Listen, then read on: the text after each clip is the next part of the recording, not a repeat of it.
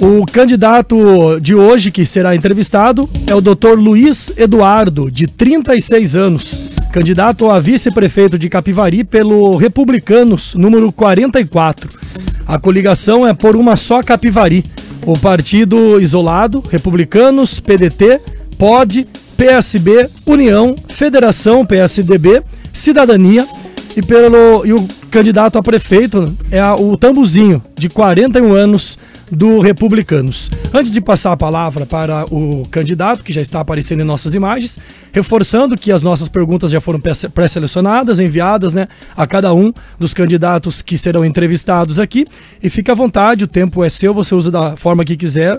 Quando eu fizer uma pergunta, você respondendo, eu passo para outra, mas se você quiser voltar à pergunta anterior, se lembrou alguma informação, você pode voltar a qualquer momento. Então, bom dia, candidato, muito obrigado pela sua presença aqui, Dr. Luiz Eduardo, conversando com a nossa equipe nesta manhã. Agradeço pela oportunidade, Jean. É rico poder estar aqui e poder falar à população e esclarecer um pouquinho sobre propostas, ideias e meu pensamento sobre gestão pública e a de Capivari em específico. Eu queria que o senhor começasse contando um pouco sobre o seu histórico profissional, seu histórico na política. Se apresenta para a nossa audiência. Olha, primeiramente, meu nome é Luiz, como o Jean já disse, sou médico, trabalho aqui por Capivari já há 10 anos, né? Tenho especialização em saúde da família, é um município que me acolheu muito bem, me considero hoje já um capivariano, fui muito bem acolhido aqui pela população do bairro Castelani, por Capivari como um todo. Eu não tenho nenhum tipo de iniciação política, é a primeira vez que participo. Eu creio que a política é uma das formas, e creio que uma das fundamentais de fazer um pouco de diferença para a população como um todo, e por isso eu aceitei. E por que então você aceitou concorrer como vice, né, na chapa do Tambuzinho? E como você vê o papel do vice-prefeito na administração pública?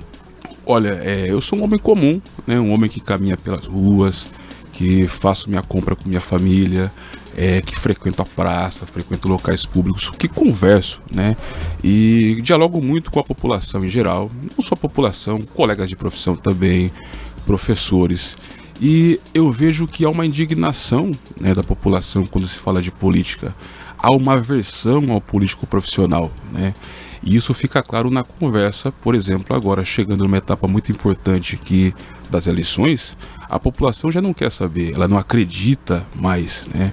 Então, quando ela ouve qualquer tipo de proposta, eu entendo, né? Eu entendo porque conversando é palpável o descontentamento popular. E eu creio que, como na medicina, né, uma das bases para minha formação foi querer ajudar a população, eu creio que a política também é o meio de você conseguir fazer projetos em prol de toda a comunidade. Mas, infelizmente, pelo cansaço, né, a população ela fica já desanimada, não tem esperança mais quando ela ouve um político. E por isso também, ou seja, é um motivo crucial pelo que eu aceitei. Tenho uma formação, graças a Deus, sou médico, né? Então, assim, não somente por isso, mas por andar um pouquinho e saber dessa insatisfação, desse descontentamento, eu me vi no dever de também contribuir um pouco com o município de Capivari. E, candidato, como deve ser a parceria sua com o prefeito, caso vocês sejam eleitos? Olha, primeiramente eu creio que é uma parceria já desde o princípio, quando se estabelece o plano de governo. Eu cito que plano de governo, ele parte de uma discussão, né, uma discussão muito bem estruturada, exaustiva, sobre problemas da população, sociais, né? Então, ou seja, como vice-prefeito, eu creio que a função ela é recíproca. O que se acostuma a ver é que temos vice-prefeitos, de modo geral, que não são nada atuantes, né? Eu não sei se por desconhecer a importância do cargo ou desconhecer de fato em tese para que serve a função vice-prefeito, mas se formos comparar, né, o que um prefeito e um vice-prefeito fazem é a mesma coisa. Inclusive, por exemplo, se o prefeito se ausentar e o vice-prefeito ele não tiver conhecimento de causa do projeto, tem tudo para dar errado. Então é uma parceria que é uma simbiose que parte de uma análise complexa de problemas e um planejamento a posteriori de um plano que é implantado, e é o plano que se deve fazer em chegando lá no mandato, assumindo como prefeito e vice.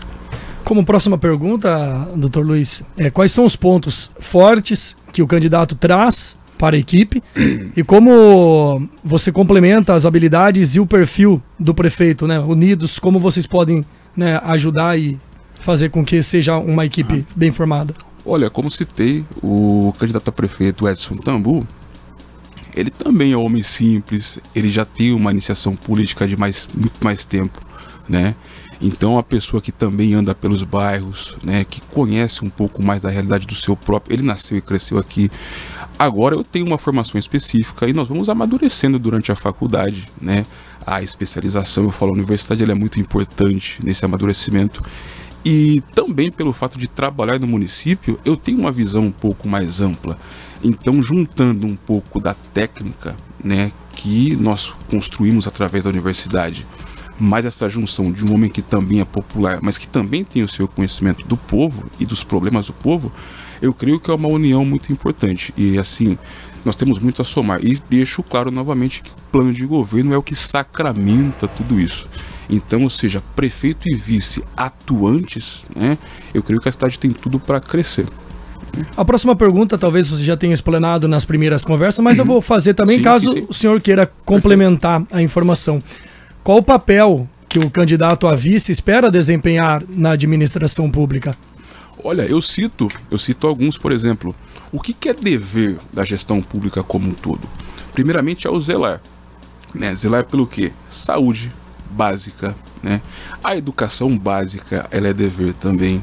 O saneamento básico, ele é dever da municipalidade. Transporte, né, é dever. A guarda municipal é dever. As construções, ou seja, as moradias de qualidade é dever, e principalmente também com relação ao erário público, as arrecadações dos impostos. Então, tanto o prefeito como o vice, eles têm o dever de zelar por isso. Então, eu assisti também a entrevista do prefeito, eu deixo aqui um parênteses. Não é mérito fazer, eu não sou contra, a nossa gestão não é contra praças, pontes, recaps, mas isso já está na sua função. Uma coisa é você criar algo novo. E digo, para criar algo novo, é importante que haja um escrutínio público. Eu tenho que conversar com o munícipe, eu tenho que ouvi-lo para fazer coisas novas. E eu cito que a gestão atual não fez, ou seja, ela reformou. A reforma, inclusive, eu discordo de muitas questões, como essas reformas, algumas delas, porque não passou por escrutínio público. Né? Então, assim, como prefeito e vice devem se conversar e as funções são recíprocas, eu creio que faltou ali um pouco de discernimento na análise das questões fundamentais para o município. Você também comentou sobre as áreas de atenção prioritária, que também acaba sendo a nossa próxima pergunta, que fica à vontade também para caso queira acrescentar. Em quais áreas o candidato a vice-prefeito pretende se concentrar? Por exemplo, educação, saúde, como o senhor comentou, segurança, meio ambiente. Olha, Jean, até para citar uma questão que é muito importante, né?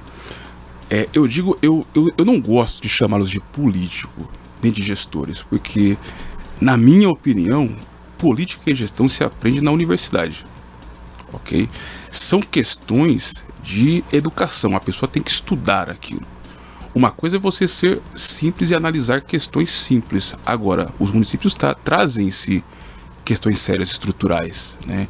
Eu creio que a universidade é quem traz isso. Agora, o que é muito importante a mais? Prefeito e vice, eles são eleitos. Isso mostra que o poder, de fato, ele vem do povo. Mas agora tem uma parcela que é muito importante, o servidor público, que quase nunca ele é mencionado, entende?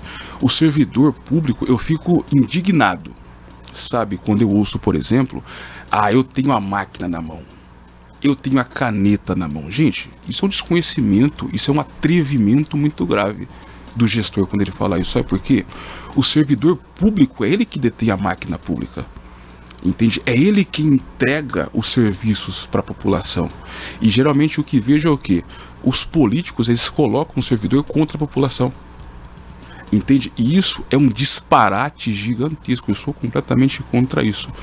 Temos pessoas extremamente preparadas no serviço público, de carreira, né?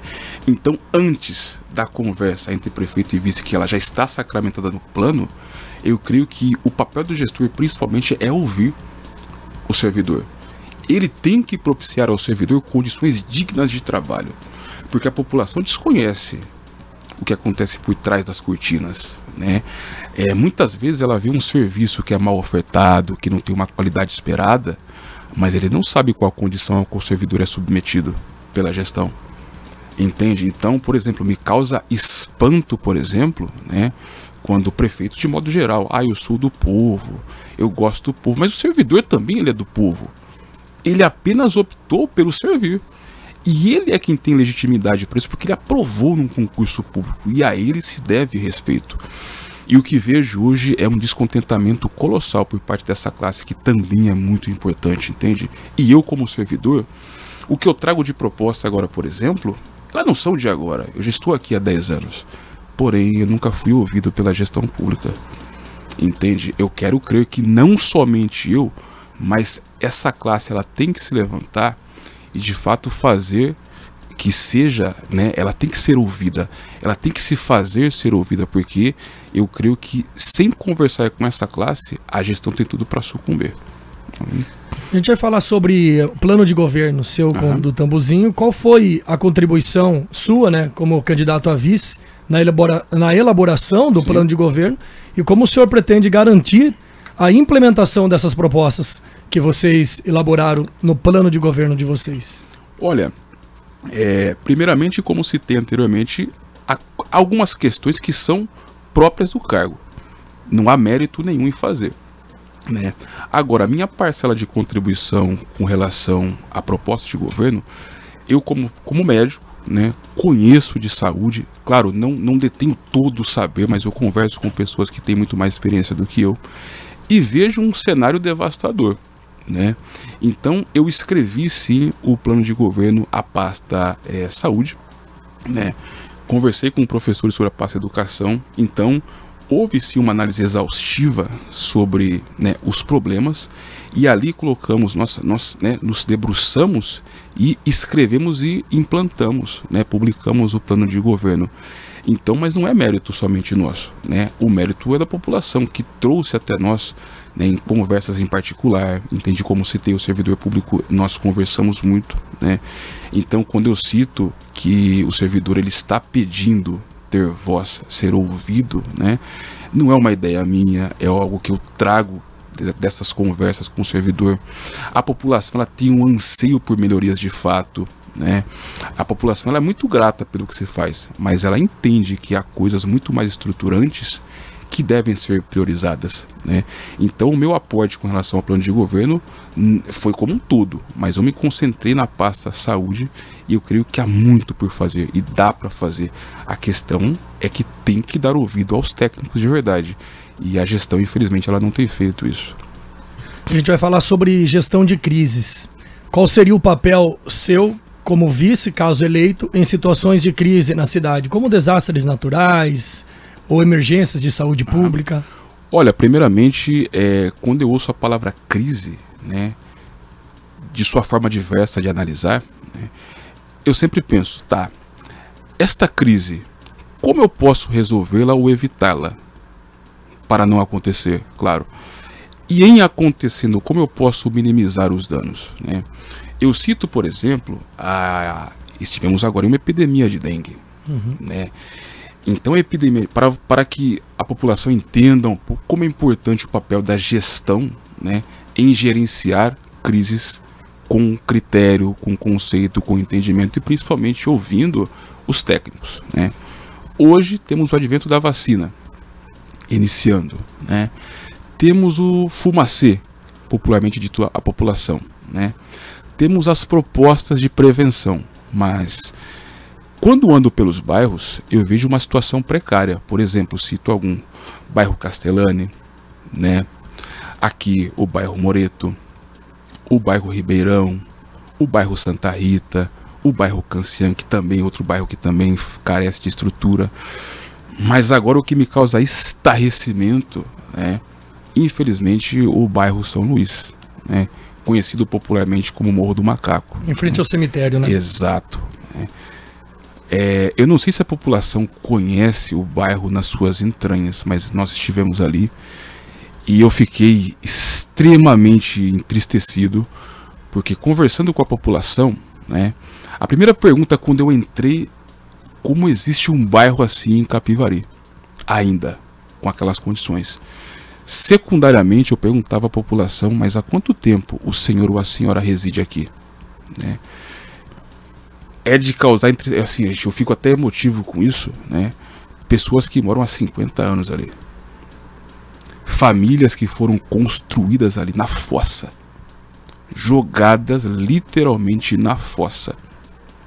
Aonde o poder público não teve a humildade de chegar. Então imagine-se só que se a minha intenção como gestor é minimizar, sabendo que o Brasil deteve, eu creio que mais de 90% dos casos de dengue, né? Como que eu posso falar de prevenção se eu tenho um bairro como aquele jogado às traças ainda? Entende? E digo, eu não sou contra reformas, ponte, praça, parques. Aquelas pessoas não vão à praça, não vão ao parque, elas não têm dignidade ali. E é papel do poder público, como disse anteriormente, ele tem que gerenciar. O munícipe ele pode até, o munícipe que está no centro, que está em outras áreas, ele pode se dar ao luxo de não conhecer o bairro. O gestor não. Entende? Então, quando eu vejo que o gestor ele permite uma condição, isso é uma crise, porque ali é um criadouro de dengue, de mosquitos. E ele não vai ficar ali, ele vai discorrer pela cidade toda. Entende? E é uma condição completamente, eu não vou dizer que é evitável ao 100%, não dá, mas dá para ser contida, minimizada, né? Então, quando eu vejo o gestor público dizer, mas dizer que tem logros na cidade por trazer essas, que digo que foram reformas, não foram obras do zero, eu digo, ele tem que colocar a mão na cabeça e repensar. Não somente ele, aí entra o vice. Porque uma coisa é ele ter esse desatino e não ir até lá, mas o vice tem que chamar a atenção, né? Outra coisa é quando o vice também, né, incorre nesse desatino, aonde estavam os vereadores? Entende? Então ali é um problema gigantesco ao qual eu não me permito, como médico, em chegando lá, deixar um bairro naquela situação. Entende? É um bairro que, e antes que digam, mas eles estão lá porque querem. Não, população, me desculpe. A segunda pergunta que nós fazíamos aos munícipes, olha, senhor ou senhora jovem, né? Lembra a população, eu disse que ia lembrar de vocês aqui, estou cumprindo a promessa, porque não é uma promessa, é uma questão de honra fazer isso. Se eles dessem a oportunidade de sair daí, eles eram unânimes em dizer, eu quero sair daqui agora, eu não quero ficar mais aqui. Analisando superficialmente a condição daquele bairro, não dá para se fazer. Ali é um bairro que tem que ser tirado dali. As pessoas têm que ter elas devem ter moradias dignas, mas elas não podem ficar mais ali. Então essa é uma condição que deve ser analisada e é uma crise que eu creio que é permitida e até provocada, porque dá para agir ali. Entende? Então assim, a primeira questão é, por que o poder público não fez uma análise exaustiva? E cito novamente, o bairro São Luís é o que mais me estarreceu à vista, mas há outros. Entende? Por que o poder público não chegou até lá? Aonde estão os ditos técnicos do poder público? Eu posso solicitar. E eu faço uma pergunta já, né, inerente a essa também. Se na gestão pública, né, se entre os servidores públicos de carreira há inúmeros com capacidade extraordinária, por que não se buscou ali, por exemplo, para cargos estratégicos?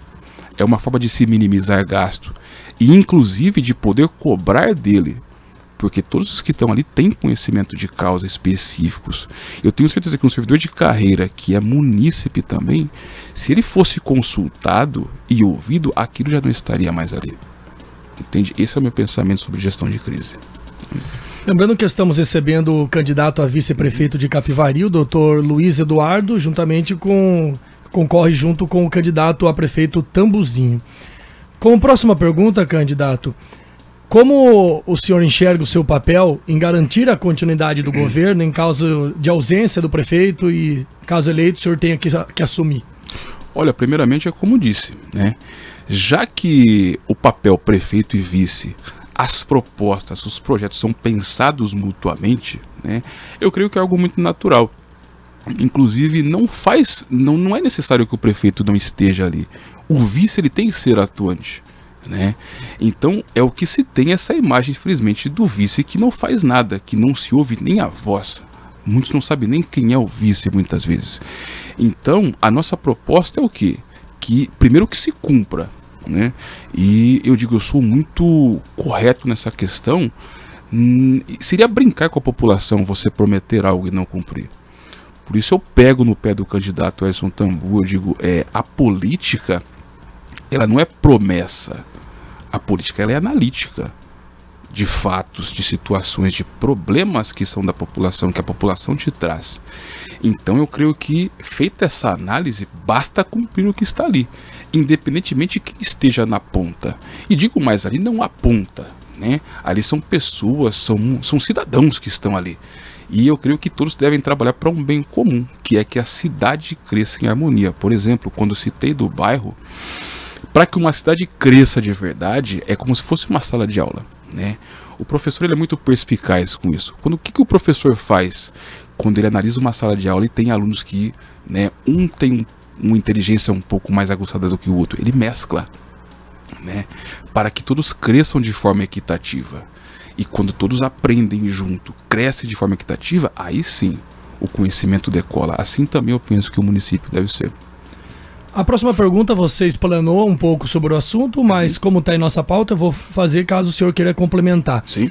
Como o candidato pretende se relacionar com a população e garantir que as demandas locais sejam ouvidas? Olha, primeiramente, o contato com a população é algo que, primeiro, que se faz presente na minha profissão, como médico. E é fundamental. Ou seja, a população é o bem mais precioso do município, né? Então eu tenho que ouvir, e não ouvir, eu digo ouvir de forma qualificada e tentar entender a problemática e resolvê-la. Cito, por exemplo, sobre a questão saúde, né?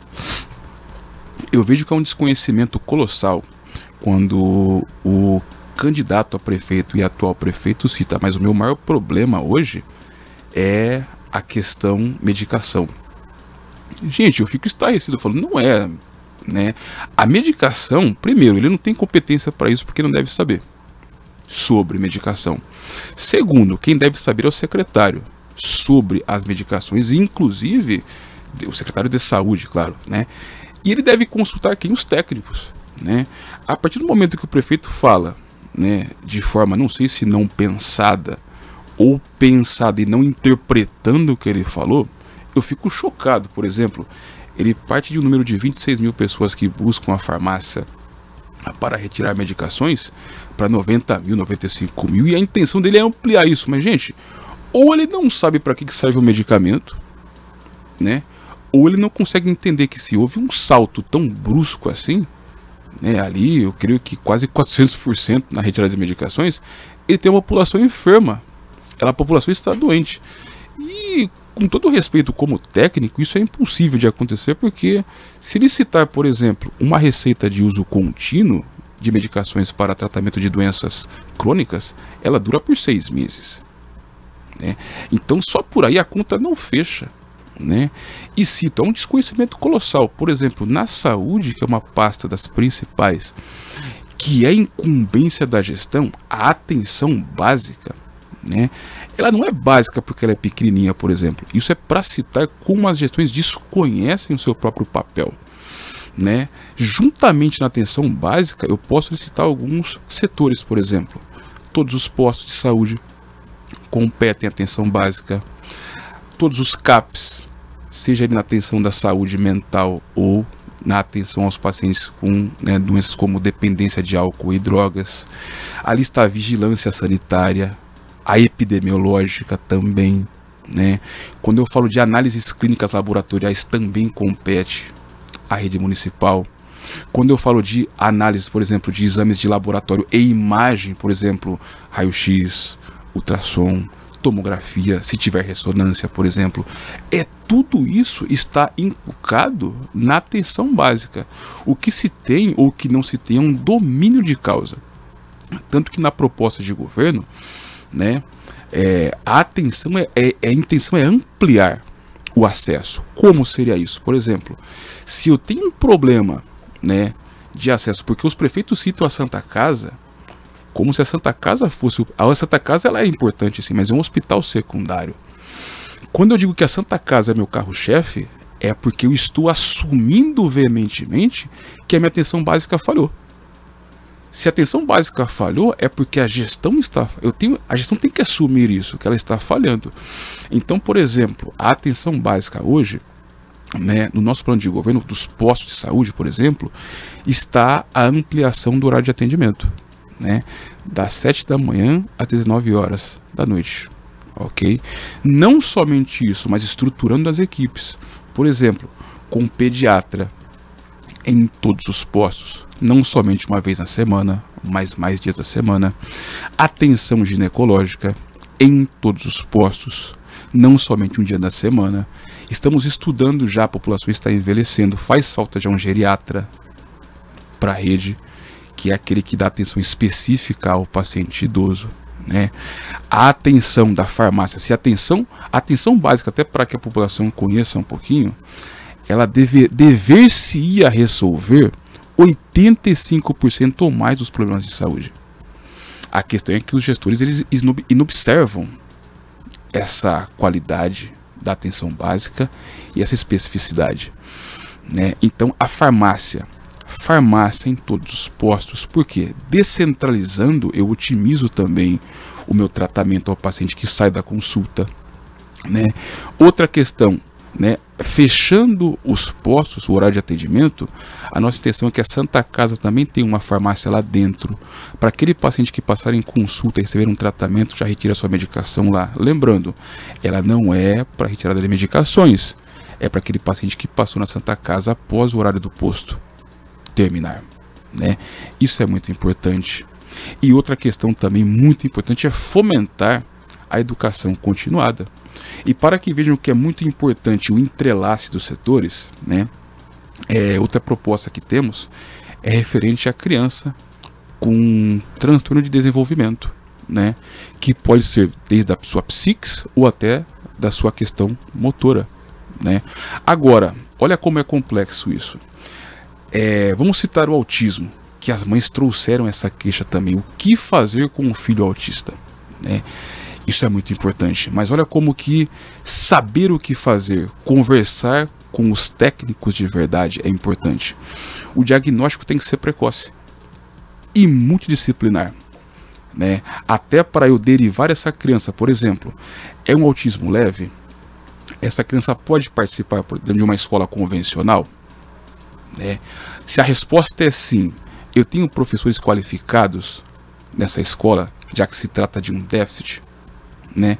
Agora, essa criança pressupõe-se que é um autismo moderado ou até severo.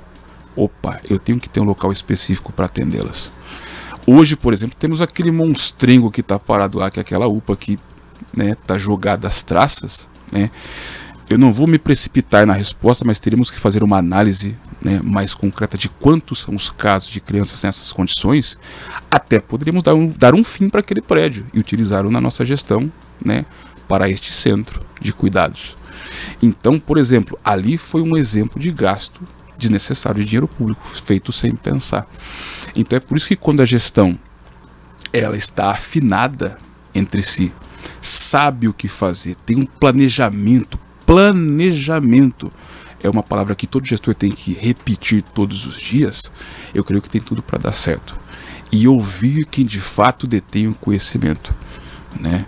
Então digo, aquele monstrinho que está ali é um exemplo crasso de má gestão. Entende? Perfeito. Nós chegamos à última questão aqui. Você tem ainda algum tempo, mas se o senhor quiser fazer suas considerações, né, falando sobre... reforçando, né, sua visão como papel do vice na administração, seu compromisso com a cidade. Se o senhor quiser fazer as considerações finais, e se sobrar tempo a gente volta a alguma questão e algo para você complementar no seu tempo. Olha, eu sou um cidadão que respeita sempre as regras, né? Isso fica muito explícito no meu trabalho, né? Eu creio que todo profissional ele não agrada ao 100% o seu público, mas eu creio que me esforço todos os dias para fazer o melhor do meu trabalho possível, né? E tenho meus pensamentos. Por exemplo, eu discordo completamente da forma que se faz política hoje, né? Eu creio que é muito pouco informativo panfletagem, adesivagem de carros, essas bandeiras que ficam por aí. Isso é algo que é muito pouco produtivo, producente para a população. Ela tem que saber de fato quais são as propostas, quais são os projetos, o que o candidato pensa acerca da cidade, o que ele pensa acerca do munícipe. Então, desculpa, só molhar um pouquinho. Fica à vontade. Vai secando. Molhar as palavras. Estamos recebendo o Dr. Luiz Eduardo, candidato a vice-prefeito da cidade de Capivari. Eu creio que a principal forma para esclarecer, elucidar e que a população tenha um conhecimento específico sobre seu candidato é o debate público. Eu vou até usar um jargão aqui, é onde o filho chora e a mãe não vê. Ali é onde se separam homens de verdade de crianças, né? Então eu faço aqui um convite.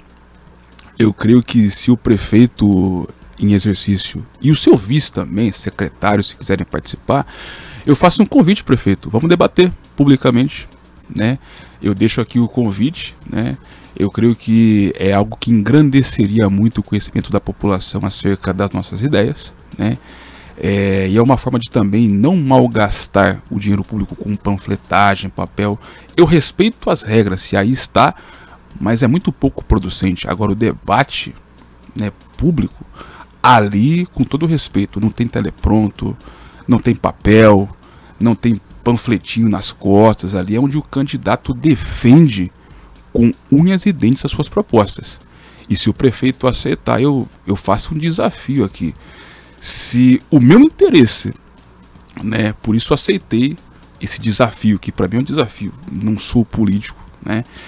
Eu creio que se o interesse do prefeito atual e do seu vice também é que a população tenha conhecimento da proposta e também que a população faça pergunta assim, é muito fácil receber elogios, agora a crítica tem que ter preparo para recebê-la, analisar e melhorar a questão. Então, mais uma vez, prefeito, até para grave aí no seu celular, na sua rede social, ó, Dr. Luiz chamou para o debate, né? É um debate que vai ser completamente civilizado e eu creio que a população tem muito a crescer.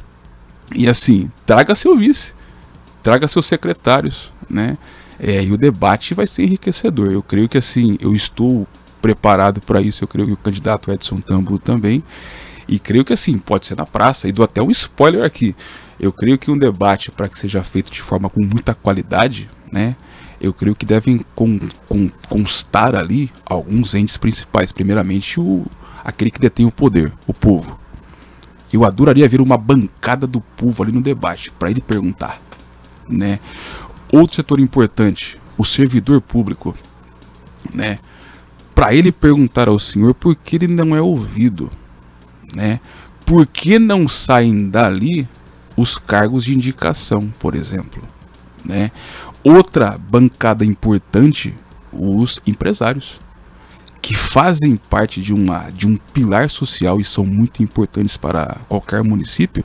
Então, nos seus diversos setores, os empresários também tinham que estar no debate para perguntar propostas, ideias, né? E outros, os radialistas como vocês também, né?